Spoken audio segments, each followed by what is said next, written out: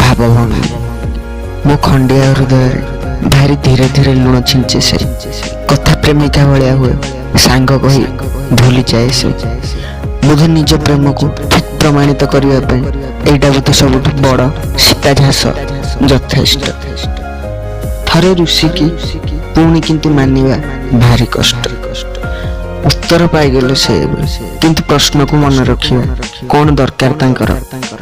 ଅଜଣା ନାରୀ ପରି ସେ ବି ଭେଟ ହେଉଛନ୍ତି କିନ୍ତୁ ଇଆଡେ ଅନେଇବା କଣ ଦରକାର ତାଙ୍କର। ମୁଁ କଣ ଥିଲି ତାଙ୍କ ଜୀବନରେ ସେ କେବେ କହିଲେନି ସଠିକରେ। ମିଛ ଥିଲା ତାଙ୍କ ପ୍ରତି ପ୍ରତିଶ୍ରୁତି, ମିଛ ପୁଣି ଥିଲା ସବୁ ଭାବଭଙ୍ଗୀ। ଯଦି ଆମ ଭିଡ଼ିଓଟି ଆପଣଙ୍କୁ ଭଲ ଲାଗେ ତେବେ ଭିଡ଼ିଓଟିକୁ ଲାଇକ୍ କରନ୍ତୁ, ସେୟାର କରନ୍ତୁ, ଆମ ଚ୍ୟାନେଲଟିକୁ ସବସ୍କ୍ରାଇବ କରନ୍ତୁ।